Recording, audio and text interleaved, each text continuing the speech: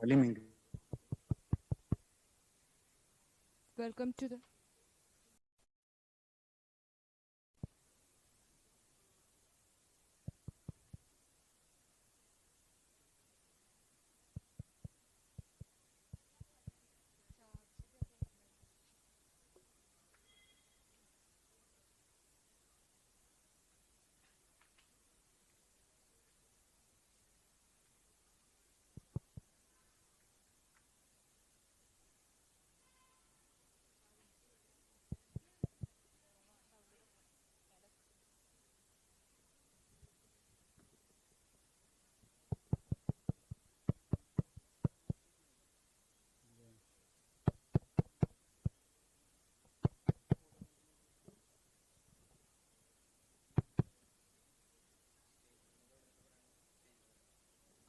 Hello, hello, hello.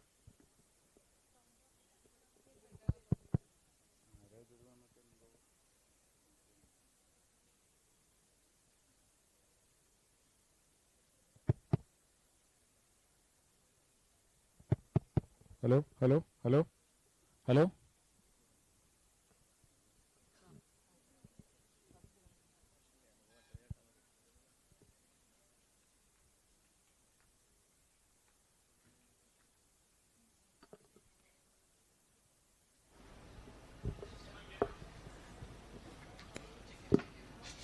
Hello. Okay. Welcome to the third session of the International Conference on ELT. Joining us online is Mr. Ishaq Al-Nabi, a lecturer in the Preparatory Studies Center at the University of Technology and Applied Sciences, Oman. He has been teaching in higher education for 11 years. He is currently a PhD student at Lancaster University in e-research and technology enhanced learning. He researches online pedagogy, teaching methods, professional development, teacher education, and higher education. Today's session would be on the topic, how can teachers navigate the digital divide? Without any further ado, let's proceed with the session.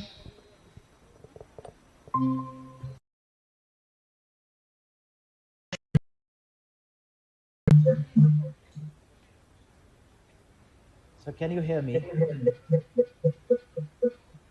have to respond to him. Yeah, but I can hear my voice again. It's a bit echoing for me. Yes, sir, you are audible. Okay,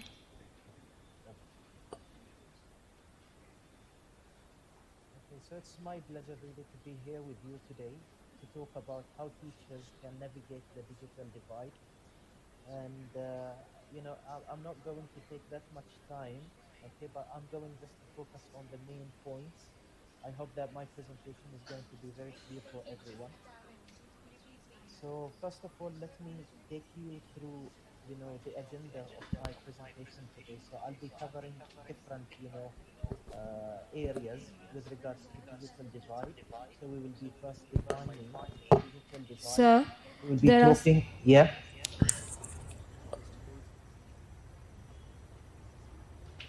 Sir, could you please hold on a second? We have some glitches, some technical issues, so we would solve it fast. Sorry, I couldn't hear you very well.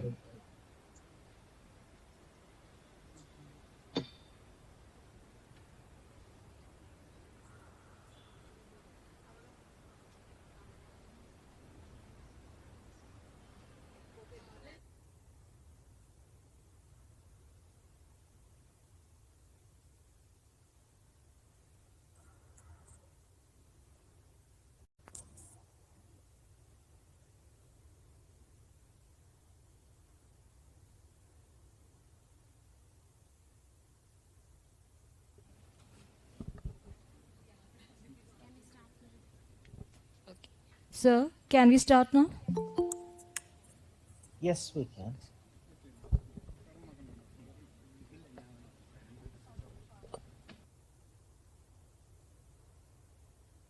So hello everyone. It's really a great pleasure to be part of this conference today. and I'll be talking about how can teachers navigate the digital divide. So in my presentation today, I'll be talking about different areas, and here are the main points that I'm going to cover. I'll be first talking about the digital divide, and I'll be introducing the JISC digital capability framework. We will be then looking at how can teachers, a little bit, lessen the digital divide between each one of them through understanding some of the theories with regarding to, integrating technology in their teaching and learning. Then, of course, when we talk about teaching, we need also to talk about assessment and curriculum development. And I will end my presentation by looking at, future direction on how can teachers, keep themselves updated with the recent technologies. So before we just start, the presentation, I'd like you to think about, a definition of the digital divide. When we talk about the digital divide, we are talking basically about the gap between teachers who are using the technology. And this gap is, or this divide is created by looking at three main points, which are the hardware, whether teachers have access to the hardware, and whether teachers have good internet connectivity, and also whether they have very good sophisticated skills in using the technologies at hand.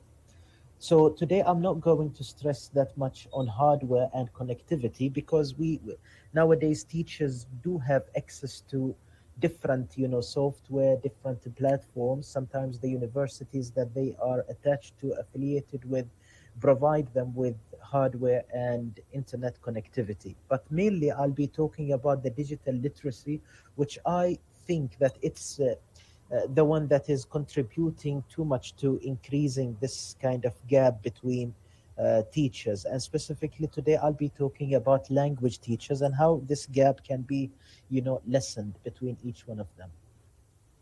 So before also we just talk about the skills and the tips that teachers should have, I want to first of all talk about what causes this kind of digital divide among teachers.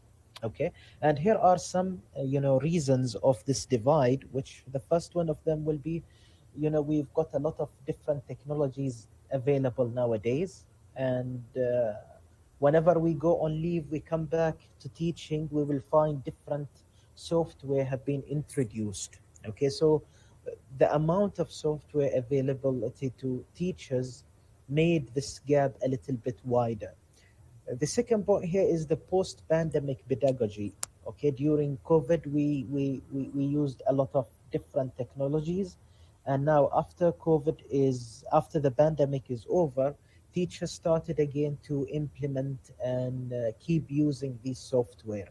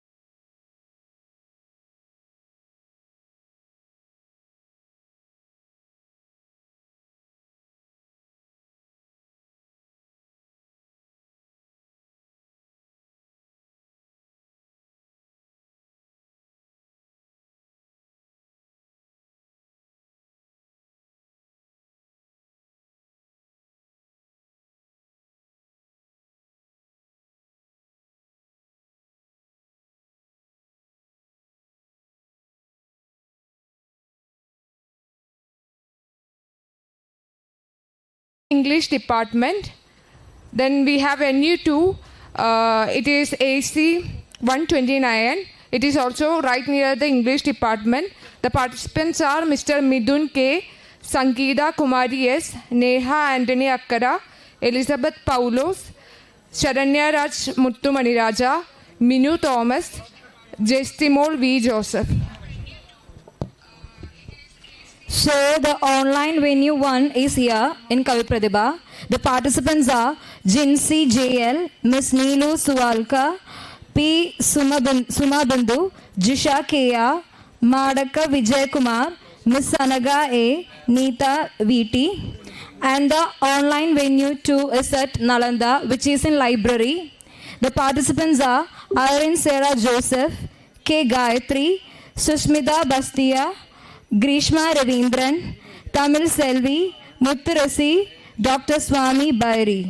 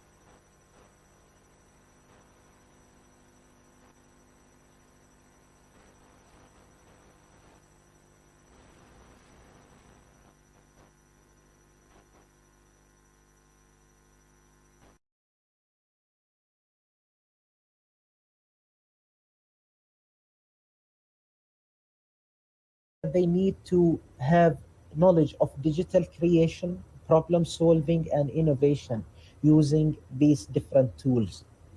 In addition, they need to have literacy with regards to digital learning and development. They need to know how can these technologies be used to support the students' learning and to support their development. They need also to create digital materials. If teachers do not have the ability and literacy to create digital, for example,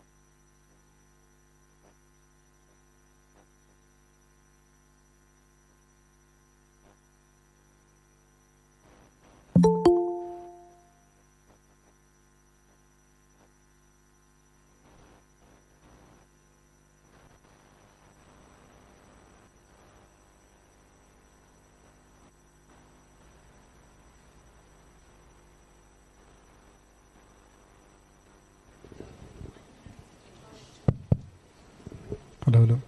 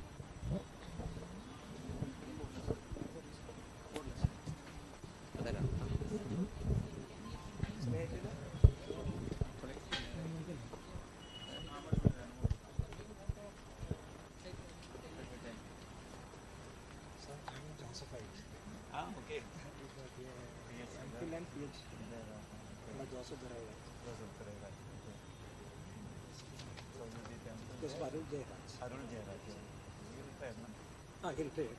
He's in. I'm in touch with him. Yes. Now he's in US and last month also we spoke. Yes.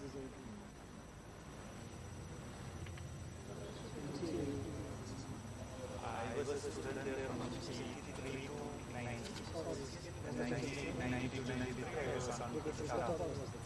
Yeah. And after that I worked there. Yes. He's no more. No. I could attend this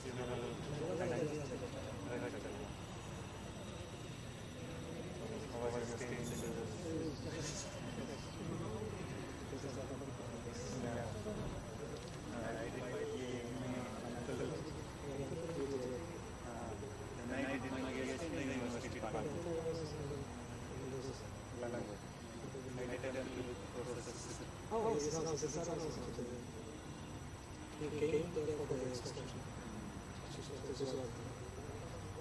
No, was staying. Yeah.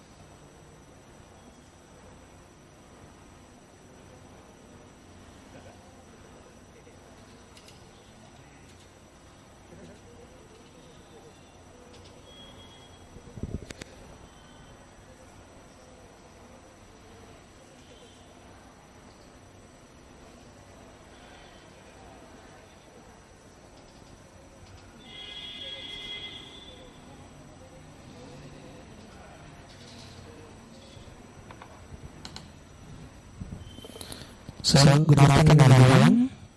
Welcome to the session.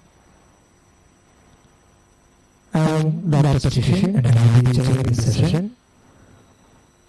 I have frequently reminders the attendees are requested to mute their device during presentation. Time allotted for each online presentation is 5 minutes to 8 minutes. 5 minutes for presentation, including introduction and conclusion. Last 3 minutes for any queries. And our presenters are requested to strictly adhere to time limits to ensure fairness. So let's begin our session. Our first paper, that is on teaching English through literature, a comprehensive approach. The presenter is Jinsey Jael. She is a postgraduate, the Department of English, Chrysler College, Maranello, Trivandrum. And I cordially invite her to present her ideas and views on teaching English through literature, a comprehensive approach.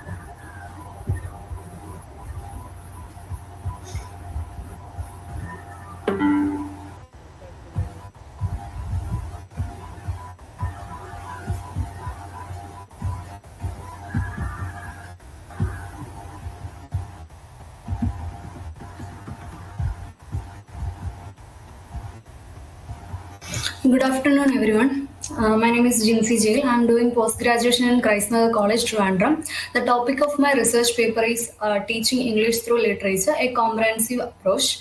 Okay, moving to the introduction.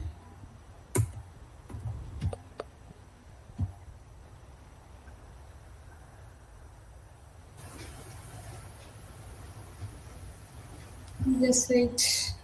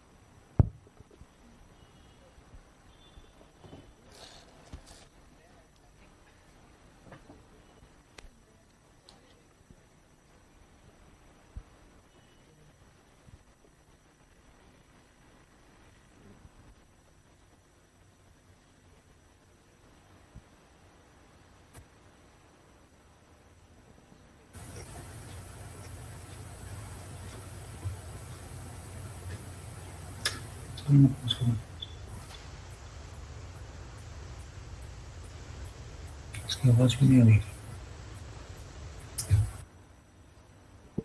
Not audible. Jinsey, not audible. Now it's audible. Now it's audible. Okay, ma'am. Moving to the introduction, first look about status of English in the 21st century. We know that English is a global language, and there is a many people are going abroad for study purpose, job purpose, etc. Therefore, there is a huge need for learning English and teaching English. Then look about relevance of literature in English language teaching. Looking through various theories like Krashen's input hypothesis, Piaget's cognitive functioning and communicative approach, etc. Then Then input hypothesis. It is formulated by Stephen Gresham. It emphasizes the need of reading in the second language acquisition.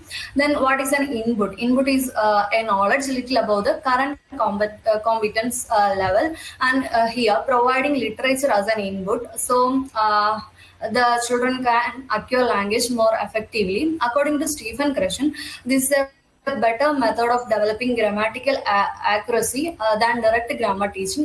In direct grammar teaching, children are by hearting grammar rules and memorizing grammar rules, so they may feel it as a difficult task. By providing literature, they will find easier to acquire a language. Then cognitive functioning, it is developed by Jean Piaget. There are two major concepts, that are assimilation and accommodation. In assimilation, making an unfamiliar schema into a familiar by linking a familiar schema. Schema is units of knowledge. Here providing literature as a schema. So while learning literature, children are linking their previous knowledge to literature, and they accommodate new knowledge from literature, that is vocabulary, sentence structures, etc. Then communicative approach, it focuses on the communicative competence. It is learner centered, and the teachers are just facilitators, and teacher can provide various literary materials for practicing language. We know that human have a basic human tendency that tendency to speak with others and communicate with others. So here teachers are channelizing that tendency in a productive way, that is providing literary materials and make them to discuss and debate. And next is task-based language teaching. It helps to acquire a second language by various tasks. The tasks include making call or writing a letter or play, etc. So students will engagedly participate in this task. They will make a active atmosphere, so they joyfully learn language. Then next one is challenges and solution. The first challenge is varying language proficiency. We know that in a classroom there are students with different language proficiency. So while giving a single input, students may feel difficult to comprehend. So the teacher need to find out the proficiency level of each of the students and can categorize them, then provide materials according to the proficiency level of the students. Then next one is cultural differences. So we know that students are from a different cultural background. So while giving a literary text, they may feel difficult to comprehend it. So before giving a literary text, the teacher need a cultural background and the literary a background information about the text. Then conclusion, we know that we can consider literature as a mother of knowledge. So literature is not merely a reading material or a material to find pleasure. Literature has many other aspects, that is a learner can learn from literature, and teacher can use literature as a good teaching aid. And once Dr. Shashi Tharoor said in his interview that the reason behind his fluency in language and his vocabulary is his reading habits and his exposure to literature. So through literature, a person can acquire language like a child acquire a language from its environment. So it's all. So okay, thank you, Jinsi. Now the time is up to pose the question. Then you will have 3 minutes to raise the questions. You can ask the questions now.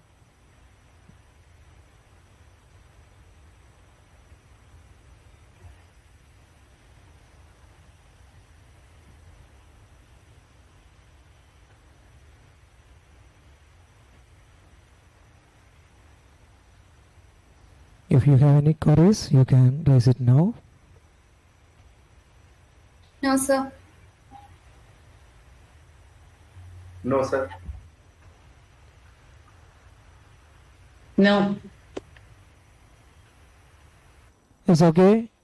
So once again, I thank you, Ms. Jinsi Jael, for her wonderful presentation. Now we move on to our next presentation. For the next presentation, I invite Ms. Neelu Suwalka. She is the PhD scholar, Department of English, JRN Rajasthan Vidyapith University. And her paper is titled Navigating the Future of English Language Teaching, Trends, Insights and Innovations.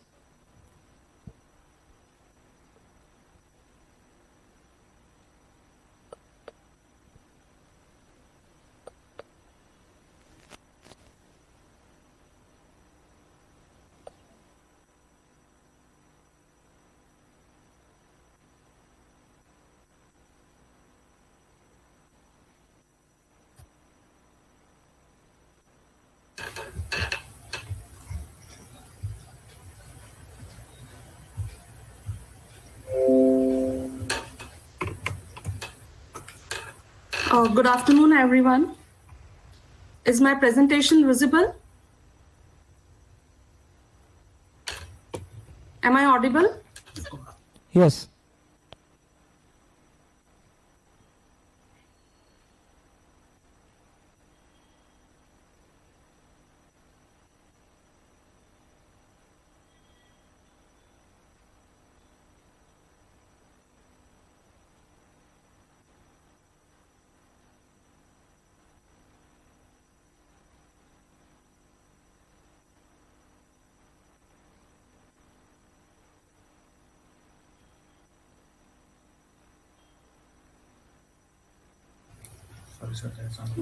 Sorry, everyone. The link was broken, actually. Am I audible now? You are audible. Yeah, just a minute. I'm sharing my screen.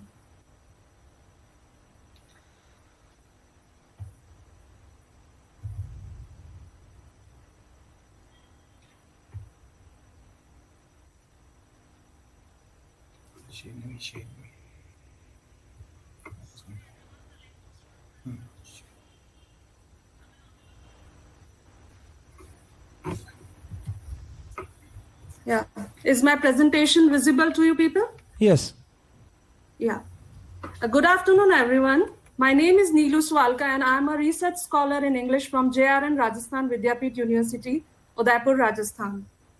The topic for my presentation is Navigating the Future of English Language Teaching, Trends, Insights, and Innovation.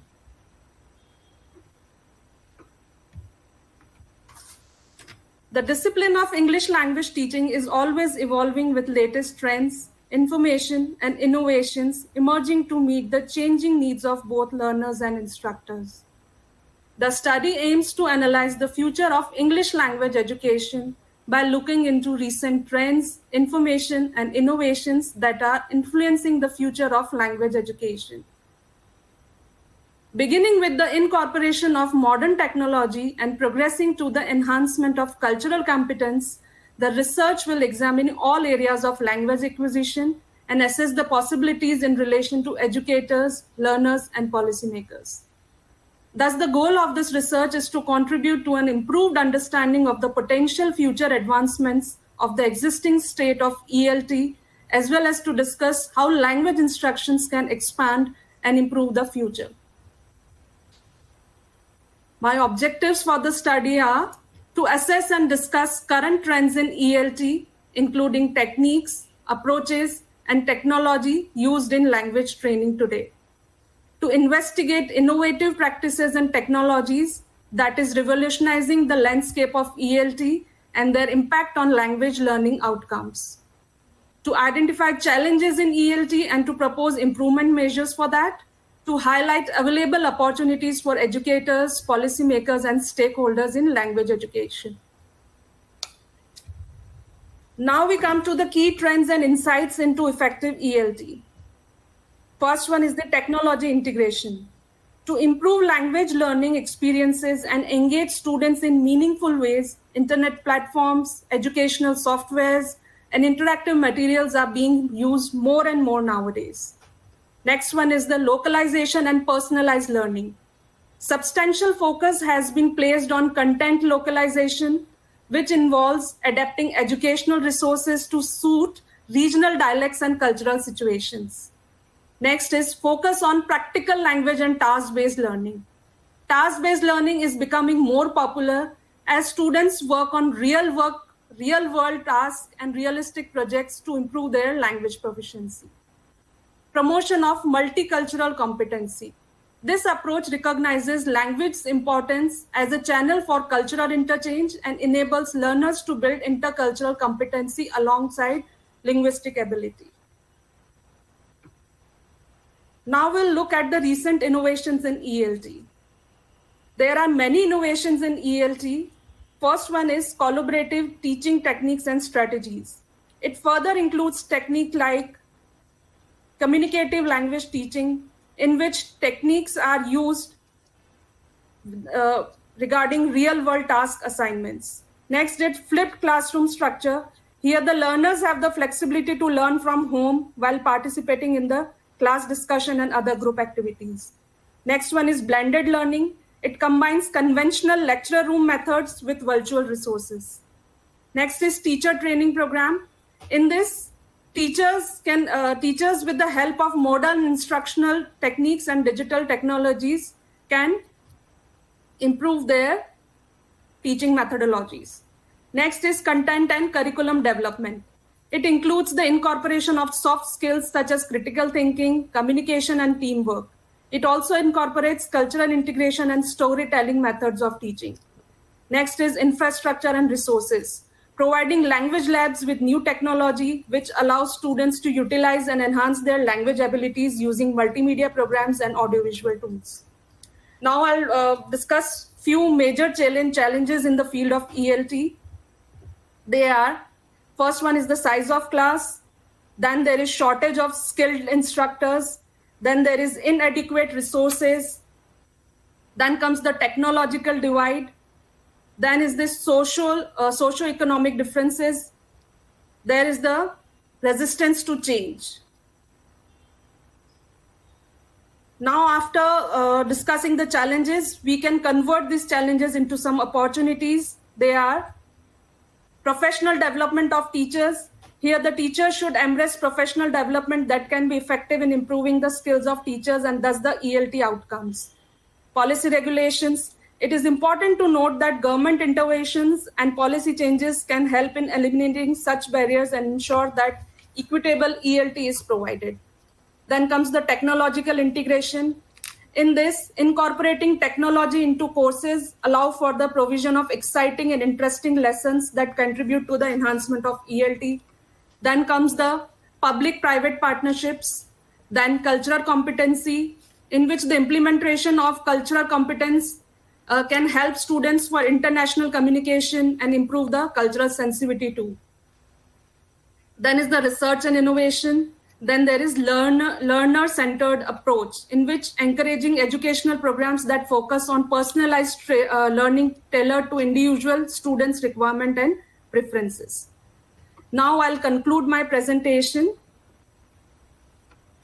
Navigating the future of English language teaching in India necessitates a diverse approach that deals with existing challenges while focusing on increasing opportunities. The incorporation of technology and creative teaching approaches has the potential to alter the ELT environment, making education simpler as well as enjoyable for a wide range of learners.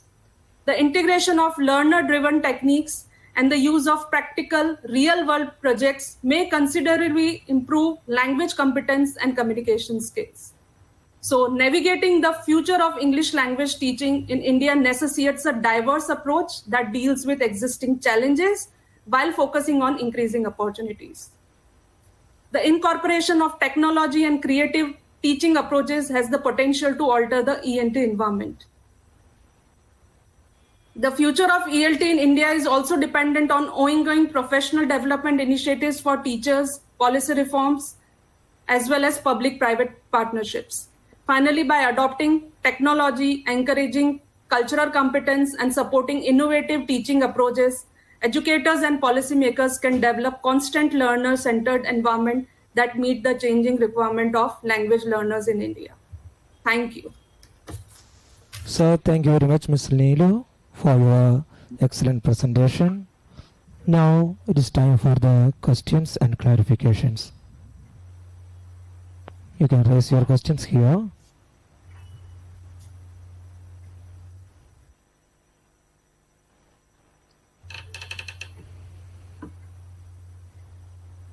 Neelu, you spoke of the localization of contents. Can you elaborate that point? Yes, sir. Definitely.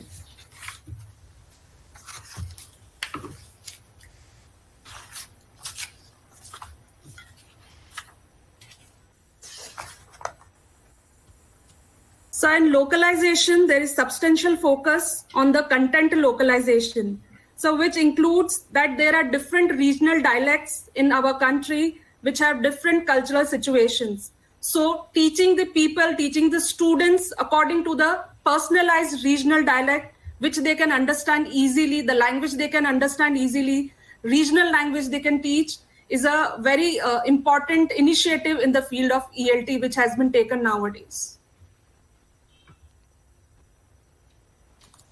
So you say that in English language teaching, you can employ the grammar translation method? Yes, sir. As I can see, I'm the only North Indian who is present in this presentation. Otherwise, I'm finding almost everyone is from South India. So there is a huge difference between the accent, the pronunciation in both the parts of country. So there should be a reasonable, localization and personalized learning in which the regional dialect is focused and the teaching is done in regional language. Okay. Any other questions? No, sir. So thank you, Neelu, for your wonderful presentations and the answers that you've given, the clarifications that you have given. Thank you. Now we move to the third presentation of the session by Prof. Suma Bindu. There is a scholar, Department of English and Other Languages, Geetham, deemed to be University, Hyderabad. The paper is titled Mobile Assisted Language Learning Enhancing Speaking Skills. It's co-authored by Dr. Amit Kumar, Associate Professor, Department of English and Other Languages, Geetham, deemed to be University, Hyderabad.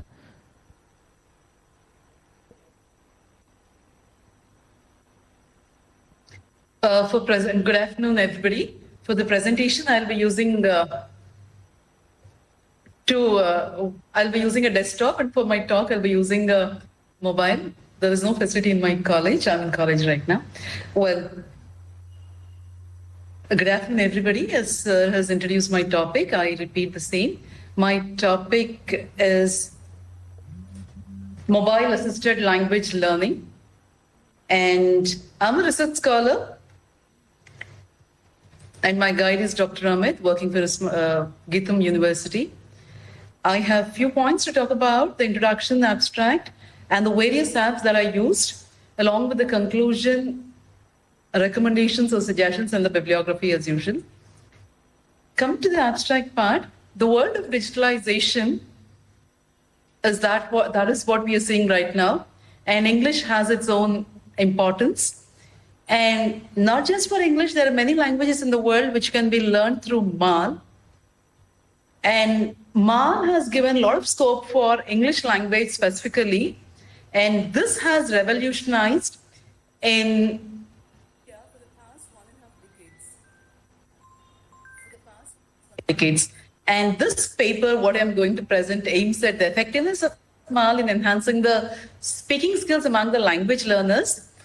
Besides providing a personalized learning, the best advantage of MAL is the instructions will be given by the app, and the student will get the feedback from the app, where the facilitator, the teacher, would be playing only a 10% role or a 0 role most of the times. Coming to the usage of the technology in MAL, it talks about the enhancing language learners' oral proficiency, and it evaluates MAL tools as materials, and that could be implemented in speaking skills of the learners. Not just introducing the language, it also works on the accuracy part, fluency part, diction, pronunciation, and the other comprehensive skills which are needed for speaking. Coming to the various components or the advantages of this MAL is it's very accessible, it's more flexible, as we all know. It improves the speaking skills quicker than any other thing, because the learners can repeat it as many times as they can at their own pace, and there will not be any cultural immersion. As somebody was saying in the previous one, the MTI could also be, or the regional language influence could also be avoided. and various other cultures could also be introduced, and the authentic material could be introduced to the learners when we are giving the MAL, and support from diverse learning styles. And there is also something called before this, which was almost in all the college laboratories. And this particular MAL will talk about the enhancement of engagement of the candidate. MAL, when we give the mobile application for the student, individual participation or a group participation. For example, a MAL app could also be used by two of them. There are also applications which can be used by two of them, where a teamwork would happen or an individual work would also happen. And it is also a best example of inclusive learning. And MAL is something which enhances language learning through interaction, engaging the learner, and also with the personalized approaches. MAL actually is replacing the role of a facilitator. And the technology in connection with the World Wide Web and the various internet platforms, where MAL can be used to a greater extent, and it is providing a real-time communication opportunities. Followed by that, I would like to introduce various apps that are used by the learners, which we are using as a topic of our research. We are using Rosetta Stone, which is a wonderful app, which is also one-on-one. Duolingo, which is the world's #1 mobile app, which gives in various languages. This is one such app where the learner can learn the language in his own mother tongue. For example, if my mother tongue is Rajasthani, I also have an access to learn English with that of Rajasthani language, where the learner will be familiar with, for example, from a complete rural background candidate can learn language. Most of the world languages are introduced in Duolingo, not just specific to English language. We can learn Spanish, German, French, Urdu for that matter. Any other language could be learned through Duolingo, but not with English to English. It could be with English with some other language which we are comfortable, L1. And we have Babbel, it's also one-on-one, Busuu, Memrise, and HelloTalk. These are all the wonderful apps which the learners are downloading, especially the free version now. We've been using this MAL apps for the past 1.5 years in our college. Those who have downloaded in the beginning, for all of them, it's almost at a free of cost, but now it's charging almost 130 rupees or something like that. There are also free apps and there are also paid apps in it, which are almost affordable. As in our college efforts for the participants, they are paid for it. So when they submit it, they are given back the amount. So we are using these paid apps also. And I'm just giving a sample of how this MAL looks like. Whatever screenshot I have pasted here is all about the phonetics part, where if I click one of the sounds, like the phonemic chart, 44 sounds are here. If I click on this E sound, it gives the sound, and how many number of times I click on it, I get the sound. And I also have an option in this British phonemic chart where the teaching English part, I also can record. I have an option like it gives me a sound. I could not make that screenshot. It gives me a sound and I can repeat that sound till I get it correctly. It will not accept my pronunciation. It will not give me the new word. So another best part of avoiding a regional language influence is through this British teaching English, a wonderful app where finally after giving 20 words, it will give us a score of how many words we are correct and how many words we can be correct, or where we have gone wrong. And now there are 3 or 4 kinds of exercises in this. It will correct us, one kind of exercise. Second one is, it will just conduct a test kind of thing and give us a score to the last. And third thing is, it gives us various sounds and it will ask us to identify by showing 4 sounds and which sound it has given out. Whichever sound it has given out, that sound we have to identify and click on it. If we go wrong, again, it gives chance, and once we are correct, it motivates us with the words like congratulations or well done. Such phrases are used by this British Teaching Council. And then there is a video guide to all the consonant sounds and the vowel sounds, not just with consonant sounds and vowel sounds of pronunciation. We also have this for various grammar activities. Pictorial way of learning is possible through Duolingo and Babbel. we learn language through pictures. Grammar is given through a video, and followed by the video, what is taught in the video, we are given questions. Starting from nouns to that of tenses and to that of prepositions and to that of figures of speech we have in these kind of language learning apps. And at every level, it gives us marks and it motivates us. I actually, few grammar components I've learned through this MAL only. I really feel, surprised at which I've missed in my learning part. In this series, we come across various sounds, various confused sounds, which we can give for the learners. As the teachers, we'll be benefiting teaching the learners. At the same time, the learners find it highly motivating. Instead of the other YouTube channels, they'll stick on to it. We also want to make it as the assignment for our learners. The more number of marks that they get, one app we give them. When they complete it, we are giving them marks as their internals, as it's an autonomous college, we give them marks for it. And we have tense bursters and all these are apps. And there are, I said all this without this slide. The grammar rules are also given. Feedback is given, pronunciation errors, speech recognition technology, all this is part of MAL apps. And few recommendations are always there. The recommendations include that there is the need of more research on MAL and the effect that the learners have on the various proficiency levels. There are few studies for MAL where beginners can use this, or intermediate level students can use this, or upper intermediate can use this, or advanced learners can use this. But the teacher has to identify which app suits their particular student or particular group of learners. Where it is a heterogeneous group, what it could be given, or when it is a homogeneous group, what it could be given, the level of the learners, previous learning, and all this have to be considered. And there are more number of apps from the Western countries. Also, there is Khan Academy, KHAN, Khan Academy, given by one of the Indians. That's again a wonderful one, which would be introduced for the Indian learners, where that could also be introduced. Like that, I'm just saying that Khan Academy is one good app which can be introduced with an Indian learning attitude or Indian learning proficiency level, or the accent or the speakers are mostly from Indians. So that also could be introduced. And followed by that, the references are from various Google apps that I've taken. Thank you so much. Any questions? I'm ready to answer. Okay. Thank you, Zuma. Yes.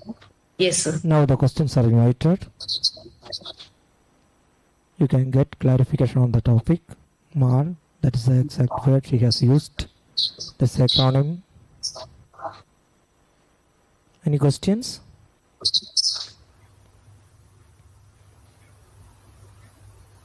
No, sir. Okay, so I think let's move to the next presentation. Thank you so much, team, for adding me. Okay, thank you. Pleasure meeting all of you. Now I invite Jisha KR, Assistant Professor, AP Shah's Institute of Technology, Maharashtra, for the presentation of the topic, English Teaching in Professional Courses, a shift from communication subject to a comprehensive approach of employability skills.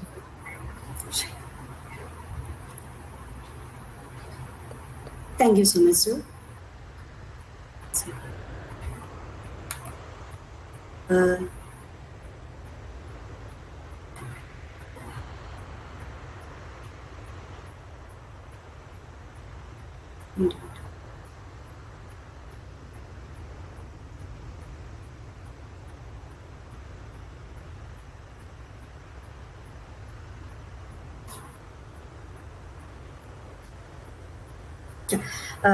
Thank you so much, sir, for inviting me. Good afternoon, everyone. My name is Jisha KR. I'm an assistant professor from AP Shah Institute of Technology, Thane. As an alumni student from St. Thomas College, it's a dream come true moment for me to present a paper in my own college.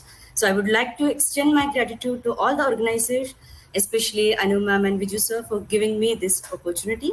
So as you can see in the screen, my topic for today is English teaching in professional courses, a shift from communication subject to a comprehensive approach of employability skills. As we all know,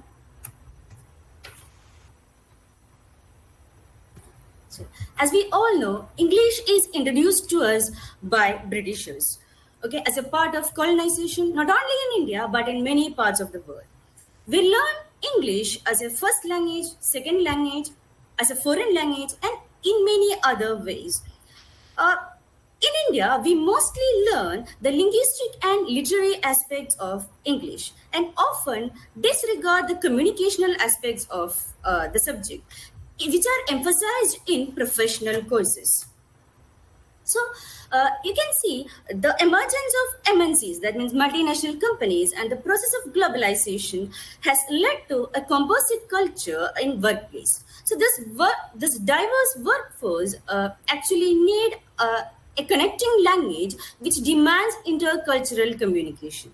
So we can see the English get its prominence here. The technological advancements in today's industry has also a crucial part in giving importance to English, because most of the time the language that they are using for all technological advancements are related to English. But to adopt in companies, we can find most of the time the digital communication is important. So they use different tools, advanced tools for communication inside the organizations. And it is a challenge for the employees to adapt these advanced tools in their workplace.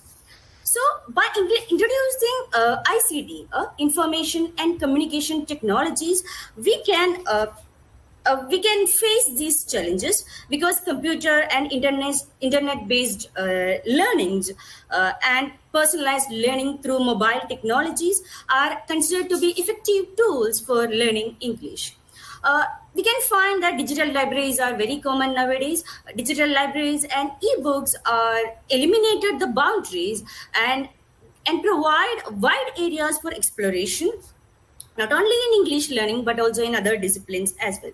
So the two approaches which we can implement for ELT, for English language teaching, that are communicative language teaching and situational language teaching, which are efficient because these are student-centered learning, as well as there are interactive activities. So as we can see, usually there is a psychological barrier among our students while using English, which will be eliminated by introducing these kind of activities.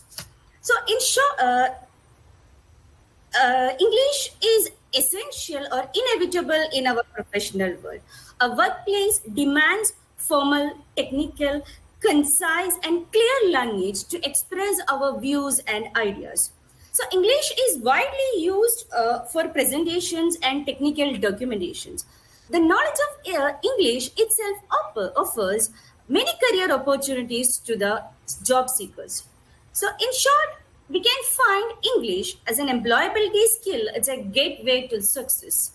Employees with technical skills and soft skills often considered to be an asset in the companies. As we can see, it is a formal language used for all types of communication inside and outside the organizations.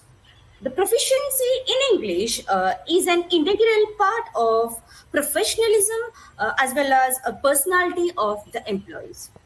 So as conclusion, I would like to underline the fact that English is no longer just a language, but rather a factor influencing the development of personal and professional development of individuals, organizations, and society in a broader perspective. English has transcended its position to a universal language. As language is essential to cooperative work, I would say English is essential as a language in today's technology-driven industry. Thank you. So thank you very much, Ms. Jisha Kea, for your informative presentation. And now we can raise our questions or queries on the topic English teaching in professional courses, how it is helping the employability.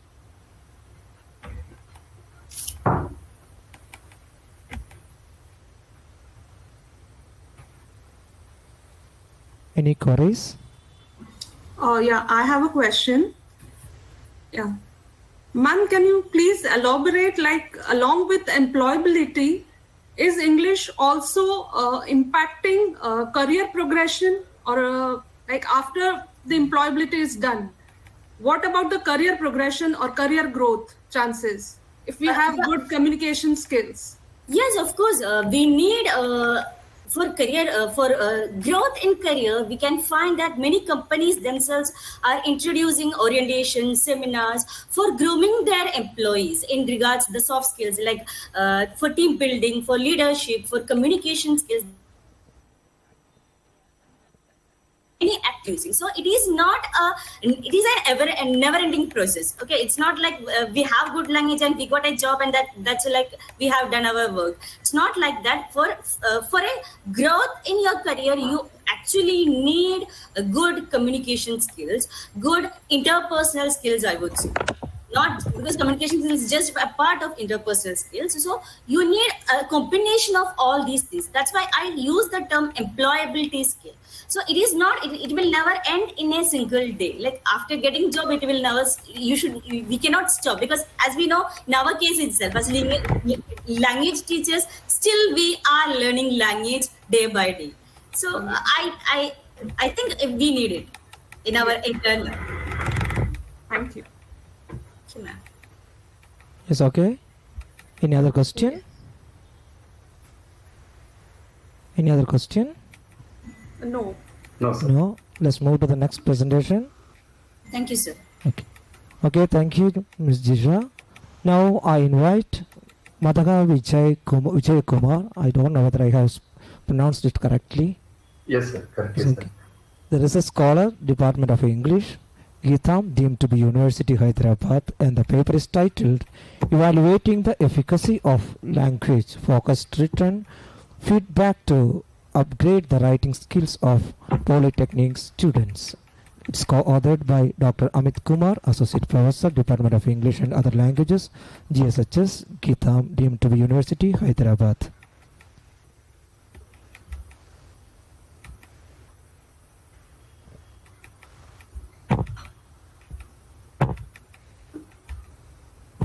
Good afternoon, sir, and good afternoon to all. I think I'm audible to all. Sir, not able to share Yes, screen. Yes. Yeah, would you please enable me, sir, to share screen?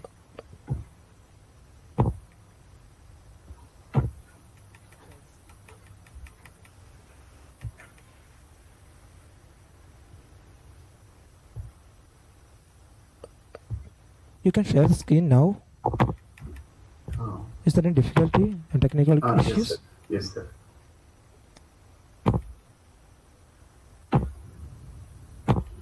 You can share the screen now. You just try. Yes, sir. Not able to do that. Not finding option there. We cannot do it from here. You have to do it by yourself.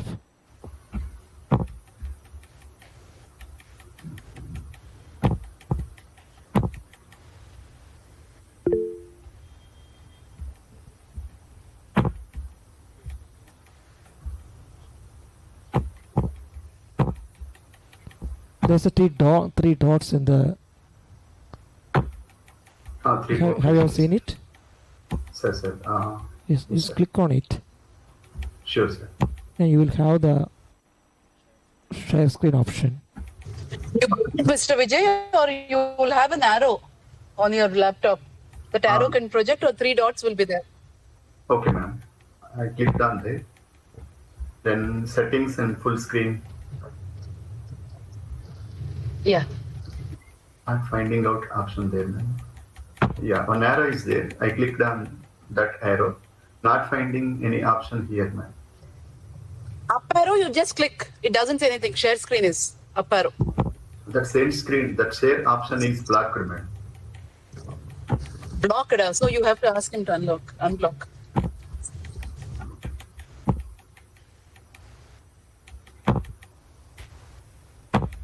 Can you present it without sharing the screen?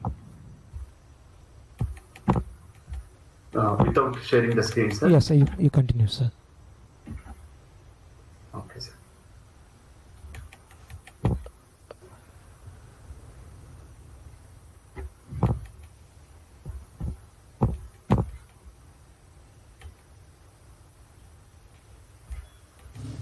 even we are not able to see the faces of any of them, sir. Is it the same scenario for all of you? Yeah, now I got it. 1 minute.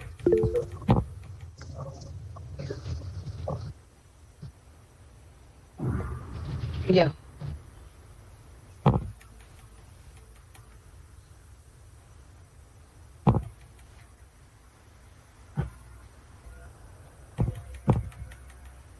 Sir, will you give an opportunity to present next, sir? I mean, at last. Meanwhile, if any problem Yes, sure, is sure, there from my sure. side. Let's invite other one.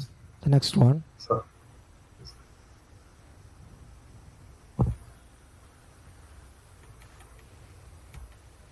So now I invite Ms. Anaga, a research scholar, PG Department of English and Center for Research, Government College, Mokheri, to present the paper on imagining incest, depiction of familial sexual trauma in select Malayalam films.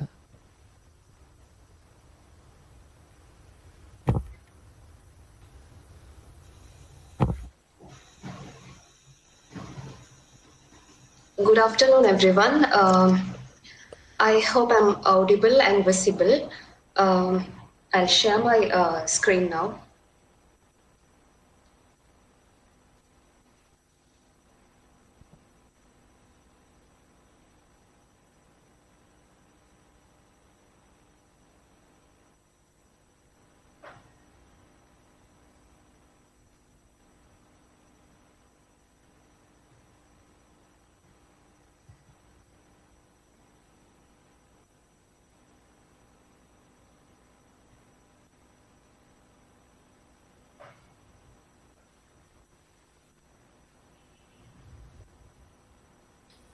I hope it is visible, sir. Yes, yes. Okay. Yeah. I'm Anaga. I'm a research scholar at Government College, Mokheri, and my topic is Unimagining Incest, Depiction of Familial Sexual Trauma in Select Malayalam Films. The paper analyzes depictions of intrafamilial sexual abuse in select Malayalam films. Particularly, it focuses on father-daughter incest. In order to foster a positive cultural environment for the incest survivors, it is important to counter the misogynistic patterns inherent in filmic depictions, and it is due to the stigma associated with intrafamilial abuse or incest abuse. Such themes are very rare in Malayalam films, and the films, being a very popular medium, influences societal perceptions in a significant way, and hence it is important to critically look at these depictions. And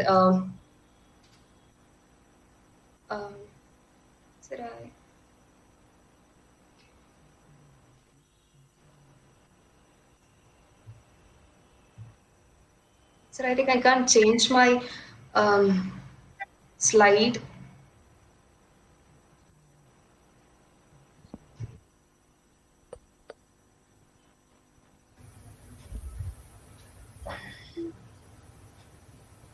You can do one thing. You can press F5 and run the slides, and then press the arrow key for next slide. Could you please repeat it? Have you run your presentation by pressing F5 key? Okay. No, I'm... You can directly go to slide number 2 by clicking on it, na? Is it okay now? Yeah. Okay. So the recently in Kerala, there has been a significant increase in the number of POCSO cases registered. And in the previous year alone, there has been more than 4,000 cases of more than 4,000 POCSO cases.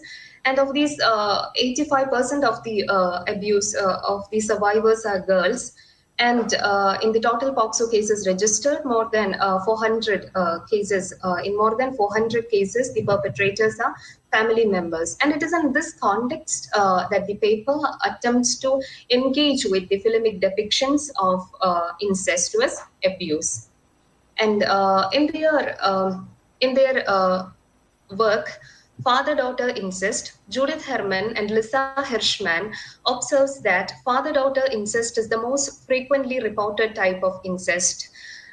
They point out that father-daughter incest represents a paradigm of female sexual victimization. The relationship between father and daughter, adult male and female child, is one of the most unequal relationships imaginable. It is no accident that incest occurs most often precisely in the relationship where the female is most powerless. Sexual assault is an experience that causes enormous psychological disturbances in the survivor, and this is particularly the psychological repercussions are extremely severe in cases where in cases of incestuous abuse, because the kind of helplessness and insecurity is far more greater when the protectors themselves turn out to be sexual predators. And the incest survivors exhibit a range of psychological, a range of symptoms such as low self-esteem, sexual dysfunction, interpersonal issues, suicidal tendencies, self-harming behaviors, traumatic nightmares, etc. And so these are the films that I have chosen for analysis. Namukku Paarkkan Mundiri Thokkuval, Manju Polaru Penkutti, Sakkariyayude Garbhinikal, and Lucifer. And so this film, in the 1986 film Namukku Paarkkan Mundiri Thokkuval, it is the stepfather appears as the sexual predator, and this is a film that enjoys a cult status in Kerala as a romantic film. The audience, critics, and the filmmaker, the audience, and the critics alike project it as project romance as the central aspect of the film, and as a result of it, the sexual violence that the female protagonist has undergone and its traumatic potential has receives meager attention in the and also in the film, rape is merely imagined as an obstacle that the lovers face and their desire to live together. And when rape fails to separate the couples, it ceases to be irrelevant, or it ceases to be relevant. And so here in this film, rape is not portrayed as a sexual crime that needs to be punished or a crime that needs to be spoken out. Rather, it is portrayed as a personal tragedy, as something private, as a personal tragedy from which the heroine strives to escape. And the crime never comes out to the public, and her stepfather does not have to face any legal trials, and his family is uninterrupted by his act. It is the survivor, the character Sophia, who comes out of the domestic space and not the perpetrator. And in the scene in the film, the mother figure is imagined as completely helpless. There is not even a single scene in which her mother confronts her for her husband. And these are the posters of the film. So it shows how the filmmaker projects completely the romantic the aspect is projected, and the sexual trauma is completely negated. And the other movie that I have taken for analysis is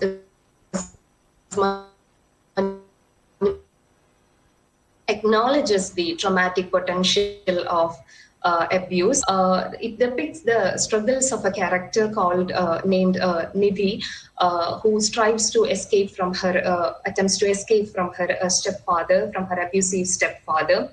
And in this film, the chaotic inner world of Nidhi is constantly laid bare before the audience. So we find how she's unable to concentrate in her studies, how she's on constant alert, and how she is, and how during classes she's completely lost in her world of abuse. And this is a film that acknowledges sexual abuse as a crime. We find the perpetrator being jailed for a period of 7 years. It is important that in most of the films that includes rape or scenes of abuse, it usually portrays revenge involving unrealistic kind of revenge. That this is a film that clearly conveys that sexual abuse is a crime that needs to be punished. And it also conveys speaking out as emancipatory for the victim. And but this film, despite all this, this was a critical failure, as the audience was shocked to see such a theme being depicted. And in her essay, Janaki Sridhar, in her essay Marriage and Family in Malayalam Cinema, she has pointed out, when discussing the audience unwillingness to consider this as a family film, Janaki Sridharan has noted that the possibility of protector turning assaulter seems to be a major challenge to a community whose dream of modernity have been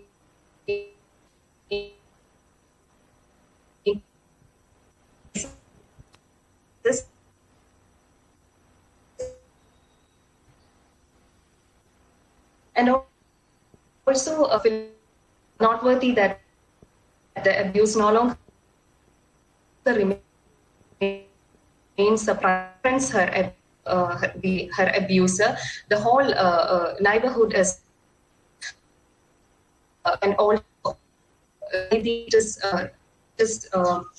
is not the survivor, it is not the victim who goes out of the domestic space, but it is the perpetrator who's being thrown out. The character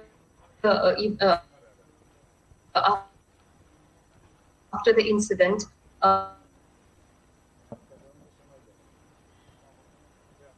it is not the survival who takes space. And then the other film, Sakare Garbanikal, this is a film, two films.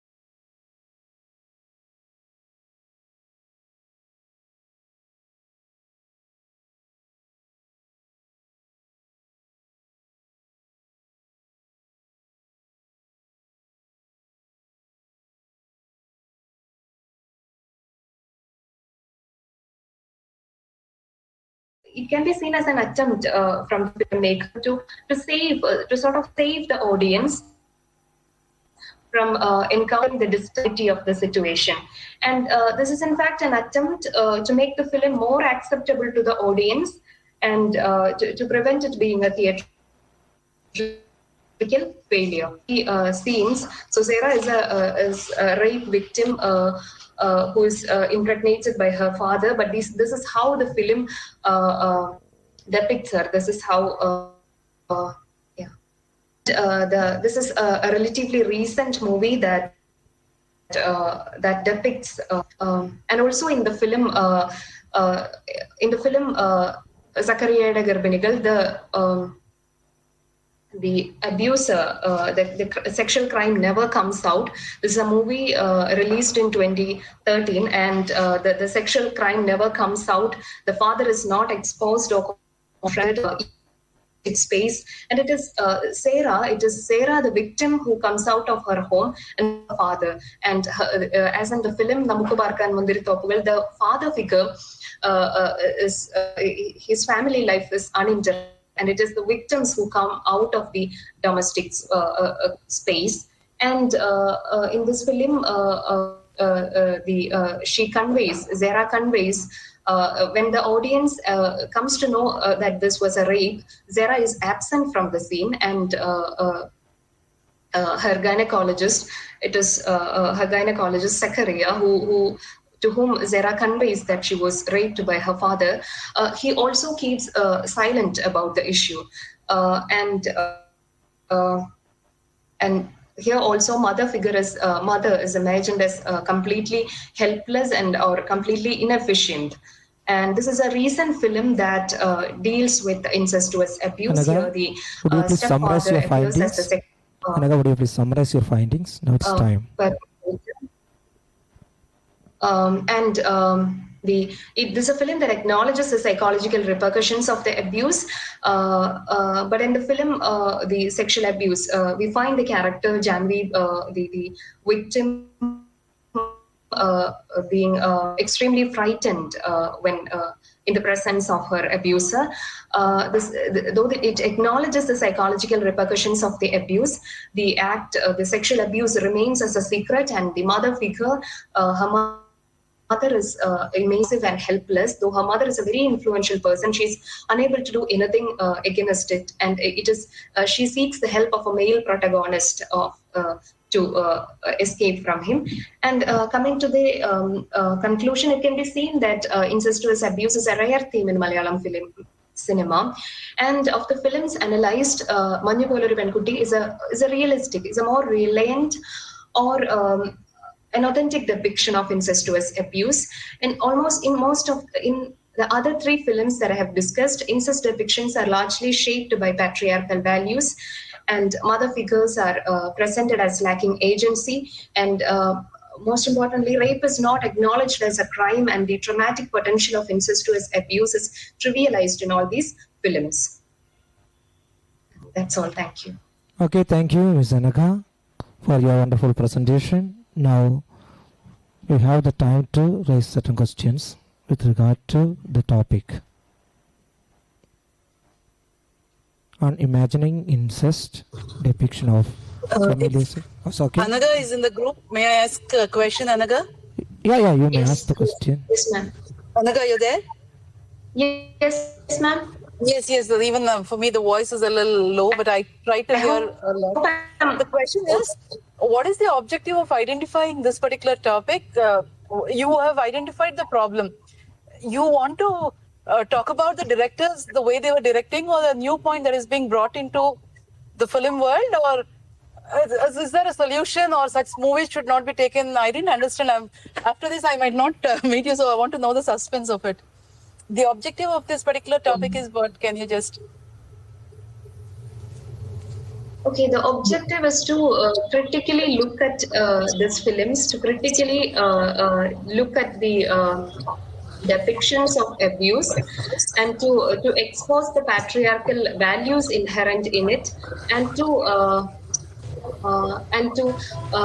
it is important that such depictions should be counted for a positive, in order to promote a positive cultural environment for the perpetrators. Okay, the positive environment is brought by the directors with the movie. What would be your hypothesis? What you want to say? I don't know how your literature would be concluding, but the topic is really half known to all of us. How would be your conclusion or the recommendations for it?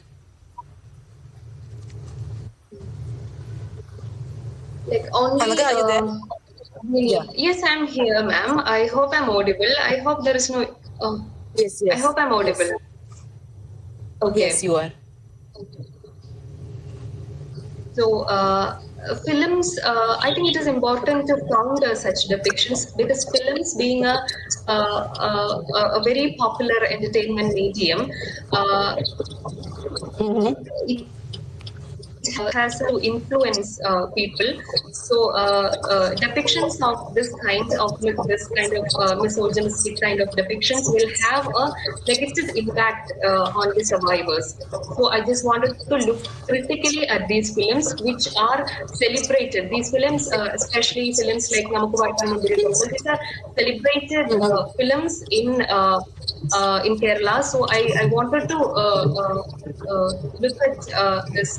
I wanted to analyze how these films have trivialized the sexual trauma. Okay, thank you, Ms. Anagha. Now we move to the next presentation. I think Madhaga Vijay Kumar is ready with the presentation. Sir, are you ready? Yes, sir. Yes, I'm sir. ready, sir. Sir, But okay. can I try once, sir, to share Yeah, the yeah, screen? sure. Now your turn. Okay, sir.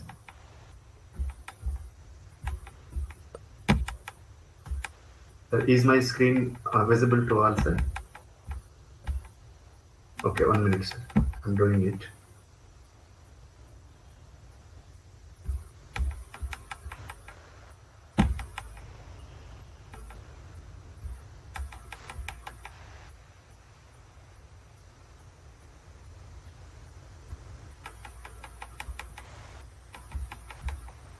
Sir, am I audible? Yes, yes, sir. Sir, is my screen now seen?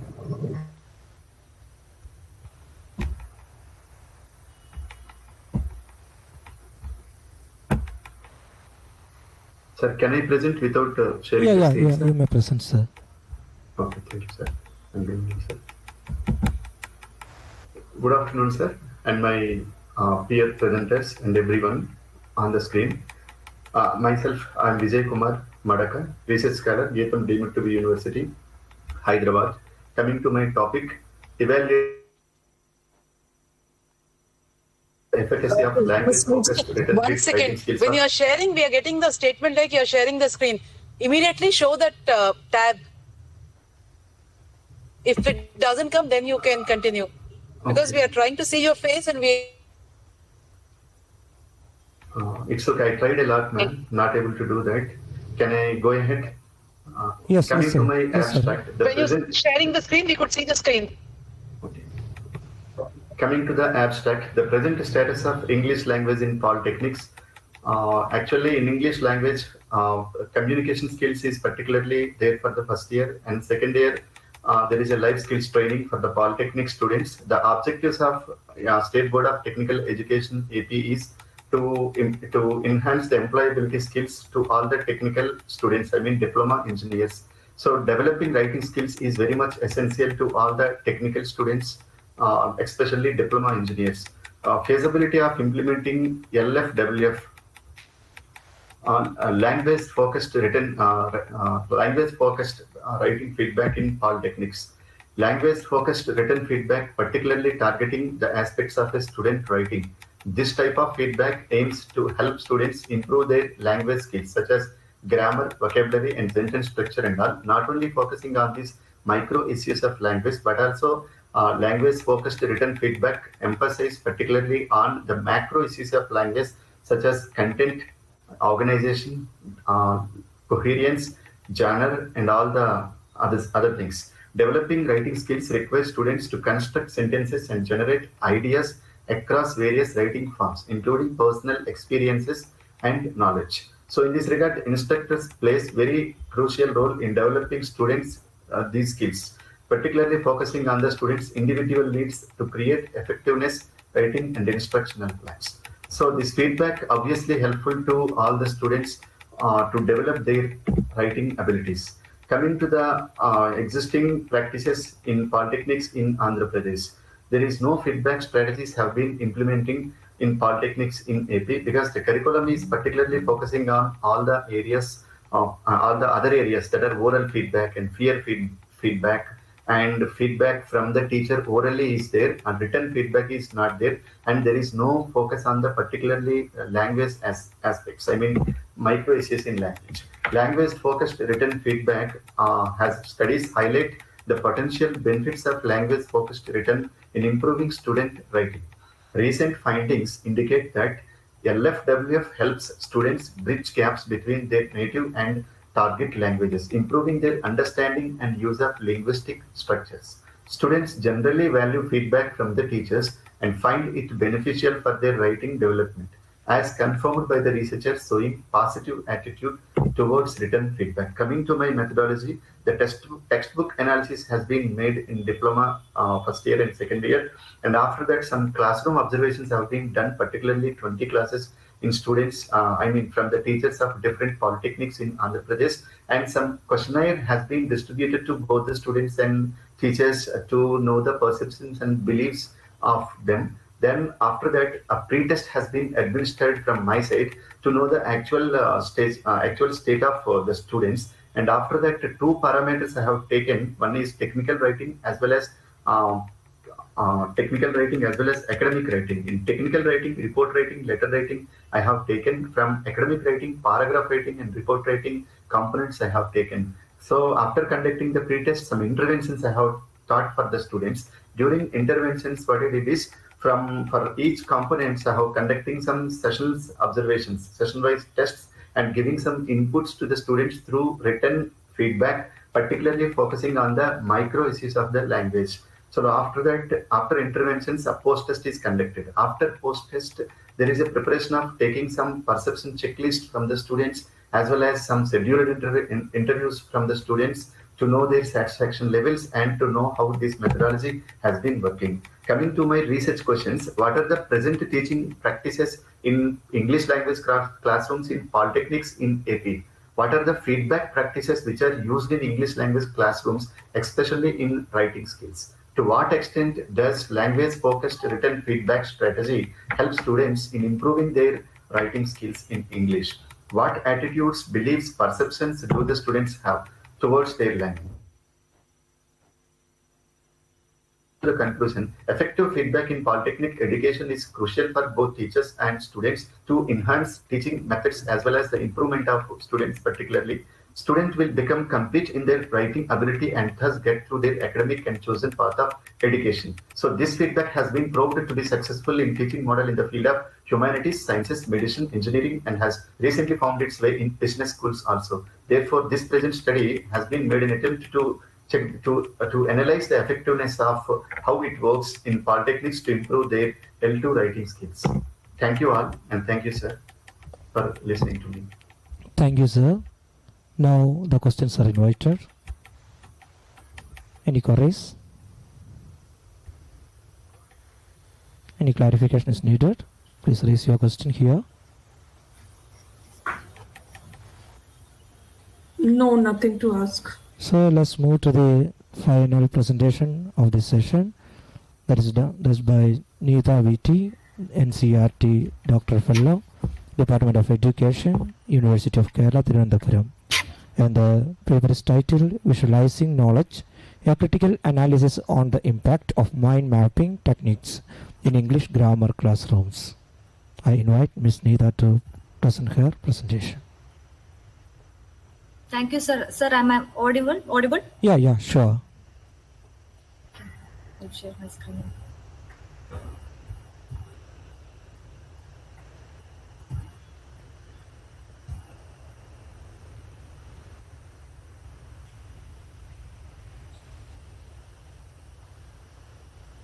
Sir, is my slide visible? Yes. Okay. So good evening, everyone, respected panel and my fellow participants. My name is Neeta VT, NCRT Doctor Fellow at Department of Education, University of Kerala. So first of all, I would like to extend my heartfelt gratitude to the organizers for giving this opportunity to present my paper titled Visualizing Knowledge, a critical analysis on the impact of mind mapping techniques in English grammar classrooms. So for the proper understanding of what and why of this paper, I have categorized it into few sections. So talking about the ongoing debate about grammar. We know the relevance of formal grammar in English language instruction has been a subject of debate for years now. People have different interpretations of the word grammar. For a regular person, it refers to the correctness or incorrectness of the language they speak. And for a language student, it means an analysis and terminological study of sentences. Grammar is the heart of a language, and it is a word that is frequently misunderstood. The misconceptions regarding grammar lies in the view that it is a collection of arbitrary rules and static structures in the language, and that structures are not necessary to be taught. According to Zhang, 2009, learners will learn grammar in their own way, and if the structures are taught theoretically, the lessons that follows will be boring. So talking about the importance of grammar, unconscious grammar knowledge may be sufficient for simple language use, but those who want to communicate artfully and effectively will seek the greater depth of understanding and proficiency that the study of grammar offers. Understanding, defining, and describing what grammar is and how it should be taught in English language instruction appears to be a difficult task now. A key component traditionally focused on the best ways to teach and encourage proper usage of the language. Finding a method that can make grammar lessons more effective for students is the challenge for grammar teachers. Students need to actively engage in the learning process in order to learn effectively, and thus comes the importance of mind mapping. According to Murley 2007, to increase motivation in learning, mind maps can have a greater impact on the visual depiction of idea connections. So benefits of mind mapping. Mind maps are a natural result of human thought because they are an expression of divergent thinking. This graphic method is extremely helpful, and it serves as a universal key to the brain's potential. It enhances students' capacity to learn and clarify their modes of thoughts, which in turn improves people's behavior.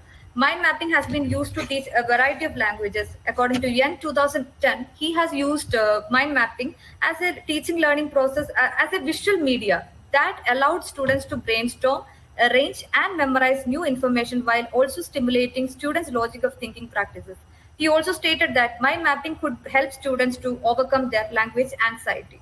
So, need for this research. Despite a number of studies on the use of mind mapping in language teaching, it appears that empirical studies on mind mapping in English grammar achievement are still lacking. Thus, the present study intended to critically analyze the impact of mind mapping techniques in English language classrooms. So, talking about the advantages of mind maps inside a grammar classroom. Visual organization. Mind maps can help students visually organize their thoughts and ideas, making it easier for them to understand and remember grammar rules and concepts. Interactive and engaging learning. Mind maps can be used to make learning more interactive and engaging. Students can collaborate to create mind maps by sharing ideas and knowledge and collaborating to gain more comprehensive understanding of grammar concepts. Evaluation of comprehension. Mind maps can be used to evaluate students' comprehension of grammar concepts. Teacher can instruct students to create mind maps to demonstrate their knowledge, which can aid in identifying areas where they may require additional assistance or clarification.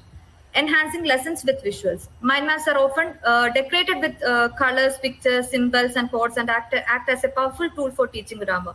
By integrating these features, teachers can make lessons more engaging and also stimulate students' interest in learning. This approach not only makes lesson enjoyable, but also enhances the grasping power of students in grammar concepts by developing students' divergent thinking and creativity. Lesson plan and organization. Teachers can make use of mind maps to create lesson plans to organize the overall framework of grammatical knowledge and present grammar in a clearer and more comprehensible way. Efficiency and systematic study. Integrating mind maps into teaching not only aids in organizing fragmented knowledge, but also encourages systematic study habits. So talking about the methodology, this is a study actually I have written based on different ideas, teaching practices, and experience from a wide range of articles that are systematically synthesized and evaluated to investigate the importance of mind maps in English grammar instruction. So through the reviews, I have came up with few, like I can demonstrate in few steps how mind maps can be used in a basic way inside the classroom. So as you're seeing now, for example, if you want to teach students the sentence structure, what you want to do is creating the central idea. Draw or project the central node labeled sentence structure in the center of the board or screen if you're using. Explain that this will be the main topic and all other sentence types will branch out from this point. So branch one, from the central point, branch one can be simple sentences. You can draw a branch from the central idea labeled simple sentences, add subnodes or structure that is subject plus verb plus object, and provide necessary examples. And explain the structure using few simple sentences, etc. So all other branches can be like branch 2 can be compound sentences, branch 3 can be complex sentences, and branch 4 can be compound complex sentences. In that way, you can draw, and then comes the review part. Review the entire mind map, each branch and its subnodes. Ask students questions to check their understanding. Example, what is the structure of the simple sentences, like that. And it's time for practice activity. Provide students with worksheet containing sentences that need to be identified or transformed into different structures, and allow students to work in pairs or small groups to complete the activity. So in the right side, as you can see, this is a kind of mind map that can be created using like while coming to sentence structure. And this is another example of active and passive voice, how to teach it. And this is a kind of mind maps that I got from one study. So now I'm moving on to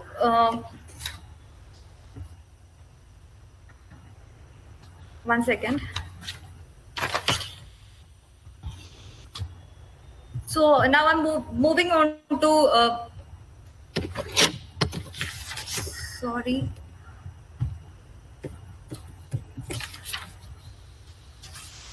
So different techniques of mind maps that can be used in English grammar classrooms, that is tree map, spider map. Tree maps have a hierarchical structure of resembling a tree. The main idea or topic is placed at the top or center, which branches extending downward or outward to represent subtopics or related concepts. Spider maps also known as, it is in the form of a spider shape itself. It has a central idea placed in the middle, with lines radiating outward to connected ideas or subtopics. The shape resembles a spider with its legs extending from the center. This spider map can be used for brainstorming sessions and all. So talking about flow map. Flow maps illustrate the sequences of steps or stages in a process. They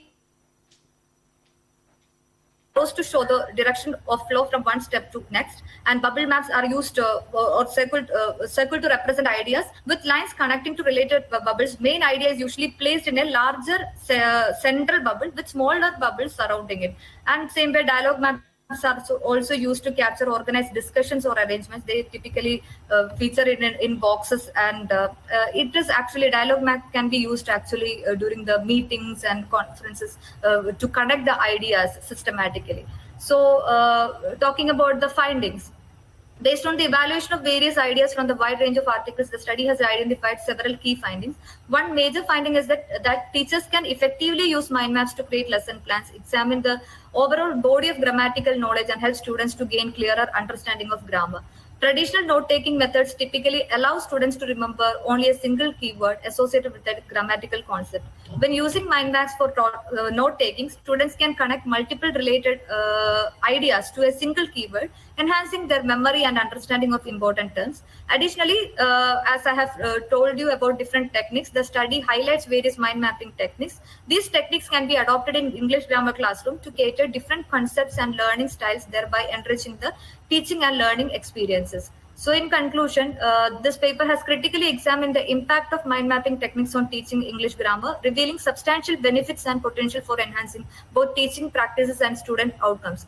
Despite ongoing debates, as I have mentioned in the introduction part itself, it is clear that a deeper understanding and structured instruction are crucial for effective communication. So this study highlights that traditional methods often fall short in engaging students and making connections between different grammar concepts. Mind mapping, with its emphasis on visual organization, interactive learning, and systematic study, addresses these gaps. By allowing students to visually organize their thoughts, actively participate in their learning, and create meaningful connections between grammar rules, mind maps can enhance comprehension and retention. The practical applications presented, such as teaching sentence structure and active, it is already discussed, and it is coming with the suggestion that necessity of further empirical research on the impact of mind mapping in grammar instruction, and encourages educators to integrate these techniques to foster more dynamic and effective learning process. Thank you. Okay, Neeta Vitri, thank you very much for your wonderful presentation. Now let's raise our questions for clarification. Yeah, I have one question. Don't you think that mind maths teaching can be time consuming to create, especially if you have many ideas to organize? Like what I think is sometimes the main information gets lost in a mind map.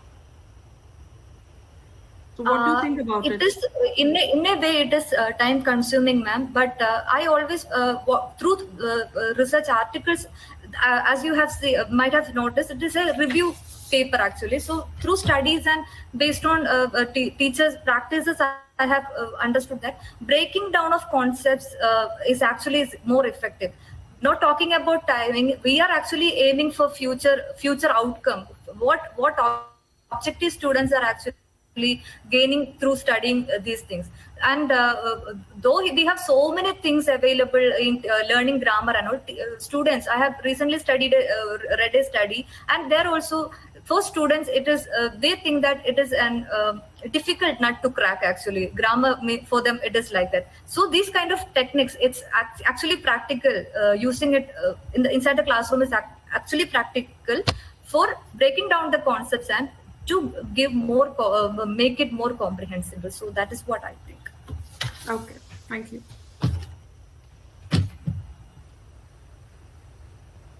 Thank you, ma'am. Any other questions? Any other questions?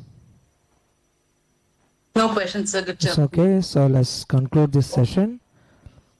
So to conclude the presentation on English language and teaching, I would like to thank all our presenters and attendees for their insightful contributions and effective deliberations. We have explored a range of innovative approaches and methodologies that promise to enhance our teaching and learning practices. Certain key themes that I could find in this discussion were technology integration, learning-centered approaches. So these presentations have not only shared valuable knowledge, but also sparked important discussion about the future of ELT. And we hope to continue these conversations beyond this session and work together to improve English language and education. Thank you very much. The details of your presentation certificates will be posted in our WhatsApp group, so you can find the directions from there. Thank you once again for a fruitful session that you have presented here. Thank you very much. Thank you, sir. It was wonderful. It was wonderful to present in front of so many people and to get such a platform for the presentation. Thank you so much.